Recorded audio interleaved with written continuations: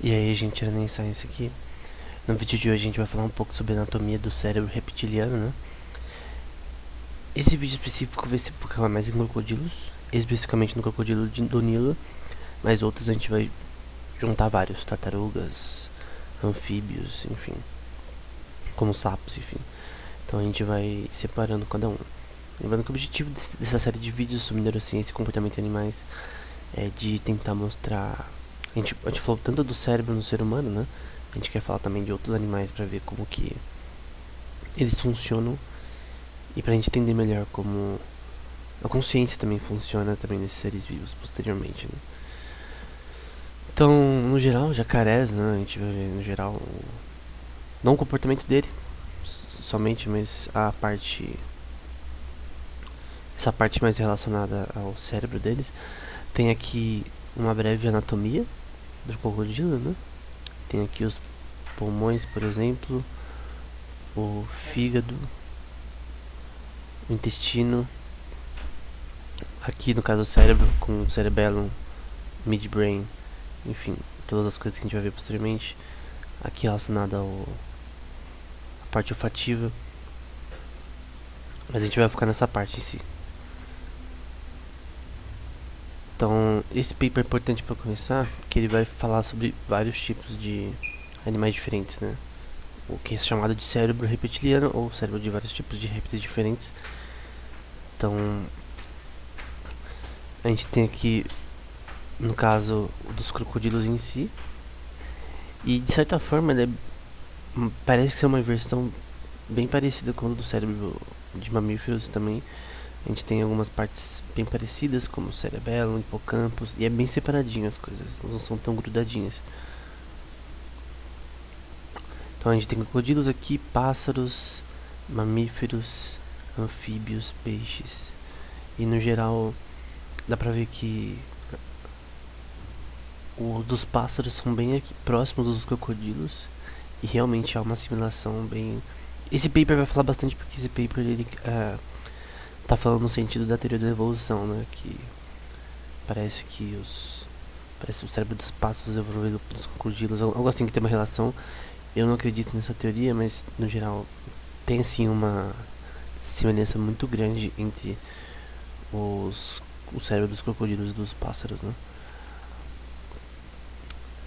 Então aqui é o cérebro de especificamente, de um réptil, né? A gente tem aqui o tálamos, que é muito importante para a visão. Ele é um caminho que vai ser importante para visão.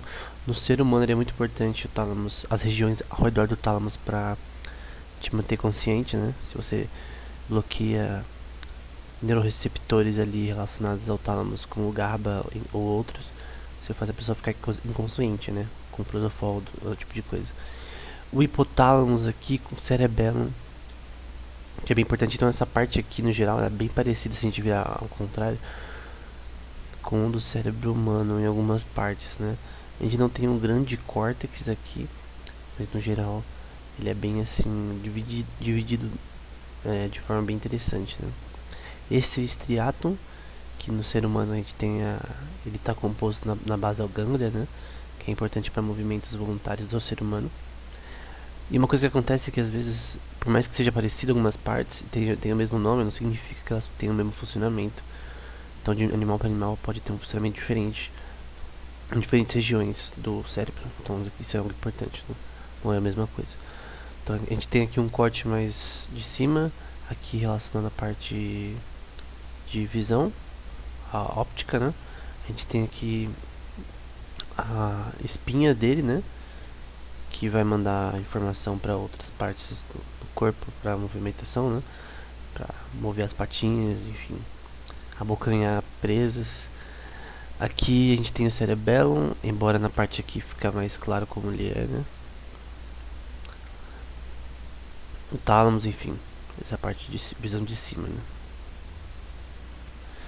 E nesse paper eles argumentam que tem uma grande semelhança do sistema cerebral dos répteis e dos mamíferos, né?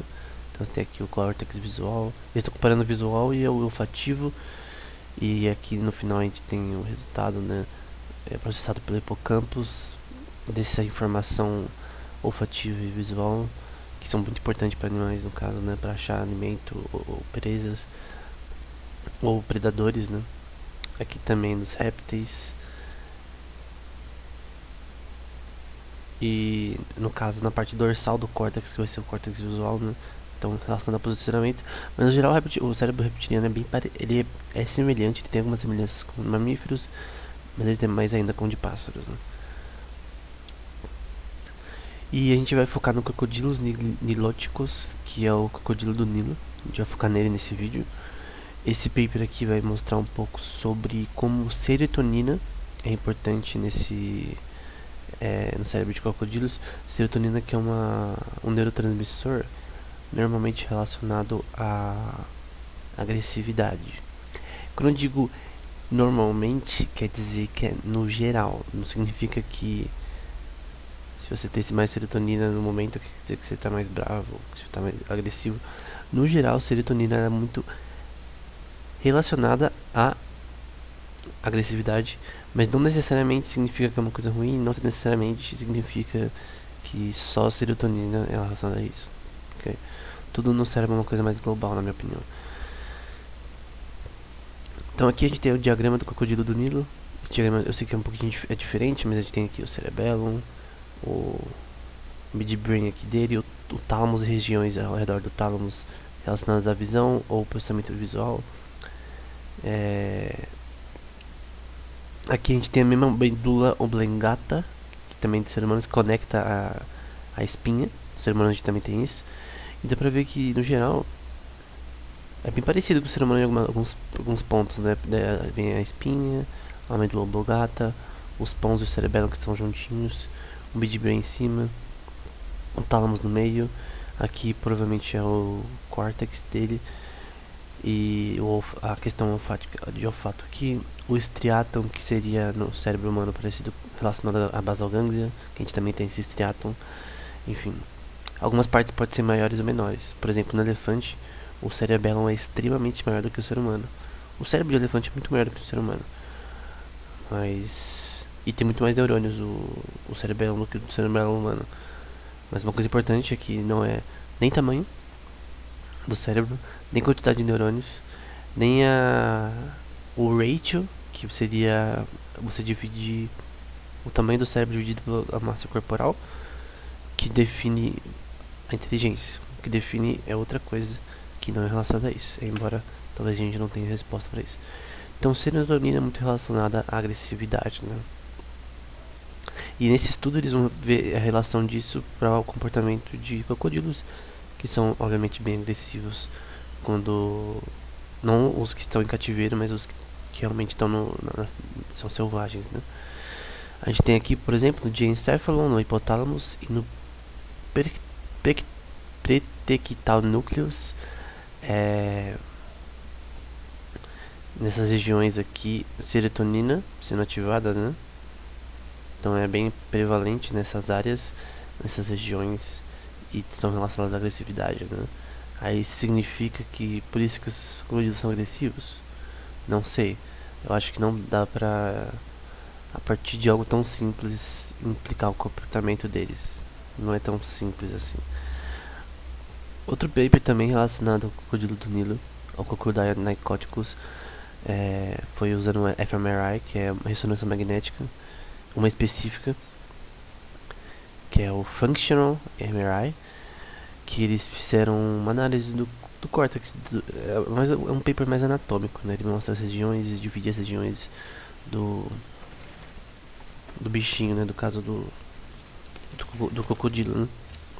Então, no geral a gente tem aqui o tamanho de certas áreas e a mesma coisa que os anteriores, né? Só que de uma forma mais visualmente aprazível. Aqui a gente tem algumas que são relacionadas à visão e audição. O RE, por exemplo, é relacionado à parte auditiva, esse amarelo. As aqui as áreas tamalocórticas, né, que são muito relacionadas à visão. Hipotálamos aqui também, o pathing, né, o caminho que é relacionado à visão aqui, no caso a visão aqui, a espinha aqui, e tudo aqui relacionado à parte visual do crocodilo, né? E os que eles vão falar também da semelhança tanto do hipotálamos, é, da parte dorsal aqui posterior do núcleo deles. Assim, partes, acho que são só partes do cérebro que são parecidas com a do pássaro, né? Que são homólogas a dos pássaros, né? Então, tem essa associação, né, do cérebro de répteis e pássaros. Outro paper também que faz a mesma coisa da Royal Society, eles fizeram um ultrassom neles, então tá mostrando aí o crocodilo preso, aqui a cabeça do crocodilo, e eles meio que projetaram aí um jeito deles conseguirem, porque no outro paper eles foram eutanasiados, né? Mataram os crocodilos depois. Esse daqui eles jogaram depois de volta pra natureza. E eles usaram isso daqui pra fazer o fMRI deles, deixando ele quietinho, não se mexer, né? Com todo cuidado, né? Pra não ser comido. E eles fizeram, até saiu em algumas notícias, você pode até procurar, talvez em inglês, talvez você ache mais fácil. É o crocodilo ouvindo Bach. Então, se não me engano, eles tocaram a quarta sinfonia de Bach pra testar pra ver as regiões do cérebro que eram ativadas quando ele ouvia música. Então, aqui no caso, ele ouvindo a música do Bach, né, a frequência, e eles tentaram pegar nesses dados pra depois analisar, né. Então, literalmente fizeram o crocodilo, coitado, né, tendo que ouvir Bach, podia trocar um Kendrick Lamar aí, sei lá, mas enfim. E essas eram as áreas ativas. Eles fizeram dois testes, né? Um do auditório e o outro foi usando luzes de várias cores, vermelha, verde, enfim, para ver quais áreas eram ativas, colocando no olho dele, né? Então essas áreas são ativas na estimulação visual de cores e essas são as na audição, né? Ouvindo o Bach, essas áreas foram as mais ativadas aqui no fMRI. Outra coisa que eu queria falar pra terminar nesses vídeos eu não vou falar muito de comportamento, vai ser mais de anatomia do cérebro desses animais. Mas no geral esse paper e alguns outros que eu não vou citar aqui falam muito dessa questão da diversão em crocodilos, né? Será que eles brincam ou eles só simplesmente se matam ou matam outras pessoas? Os crocodilos obviamente vivem também em bandos, eles não ficam sozinhos. Mas eles dividem caça também, enfim, embora é bem aquela coisa que tem a família ali, tem a pizza e todo mundo luta pra pegar o pedaço, né? E obviamente quem não pegar logo fica sem. É nesse sentido que eles dividem a caça, né? Então é uma forma bem assim. Eles são bem agressivos no geral, que é uma coisa da natureza deles. Obviamente, dependendo da situação, não tem por que eles serem agressivos. Não é sempre que eles são agressivos. Não é NPC num jogo, né? É um ser vivo que tem consciência e tal. Nesse caso, eles falam sobre como o crocodilo brincando com bolinha, tomando banho ali, se divertindo, tomando banho, se relaxando, né? Ali o cara tá meio que naquele domingão ensolarado, né? Tomando uma água. Crocodilos ficam muito tomando sol também, então eles gostam assim de relaxar, né? Descansar. Não só ficar caçando, enfim. Esse daqui não é o crocodilo do Nilo, é outro tipo de crocodilo. Esse daqui é um crocodilo africano que tava brincando com uma bola. Nesse paper que tá na descrição a referência, você pode ver, tem uma parte, é um paper bem pequeno, e eles falam sobre um dos cuidadores, ou cuidadoras, falam que esse crocodilo, provavelmente esse daí na imagem, de como ele estava brincando com uma bolinha, alguma coisa ele estava brincando. E toda vez que o cuidador abria a porta para ver ele brincando, ele parava. Aí fechava a porta e ele continuava. Como se conhecia tipo, os animais, quando você cria eles desde pequenininho, eles têm uma afetividade com você, né? Então, toda vez que ele entrava, Abria a porta, ele parava. Aí depois continuava. Enfim, a pessoa fica engraçada, né? Porque a cara do crocodilo quando ele era visto é como se ele tivesse feito algo errado, né? Tipo, não era pra ele estar brincando com a bola ou sei lá o que ele tava fazendo. Então é um texto bem interessante. É bem engraçado. De que realmente animais se divertem também, eles brincam. E isso pode ser visto também no comportamento do crocodilo. Então, uma coisa importante que eu mostrei em outros vídeos passados é que não adianta pra você entender o ser vivo, principalmente o ser humano também, que tem um cérebro um pouco mais complexo, né? Deus deu pra gente um cérebro extremamente mais complexo do que outros seres vivos, né? Dessa questão de dessa questão relacionada ao comportamento, né? Tem a estrutura fisiológica do cérebro e tem o comportamento dele que não dá pra ser totalmente visto só analisando o cérebro. Então não é porque você analisou um cérebro de uma pessoa que você sabe como a personalidade dela, algo do tipo. Essas coisas fenomenológicas, elas não são associadas somente a questões físicas neurais apenas. Você não consegue de uma relacionar a outra, ver memória da pessoa ou do tipo. Então eu creio que a gente tem que tanto ver a anatomia, a parte anatômica, a parte neuroquímica, a parte bioquímica relacionada a esses organismos, que é o que a gente está focando aqui, mas também comportamento. Nesses vídeos eu não vou falar muito sobre comportamento, talvez posteriormente, mas o comportamento é relacionado à observação desses animais, né? Mas analisando o cérebro também, a gente pode entender um pouco mais de como ou por que eles agem dessa forma, né? Então sim, a serotonina pode ser relacionada à agressividade no crocodilos, é uma coisa importante do instinto deles também, e que geneticamente deve ser uma coisa construída neles para eles serem assim, né?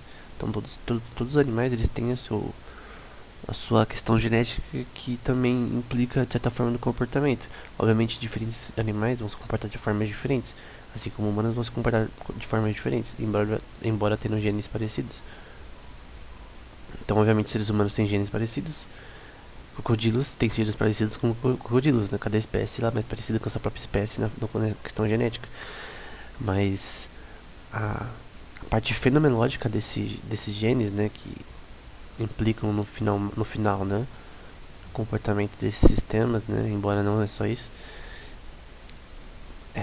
tem uma questão que não pode ser analisada somente anatomicamente.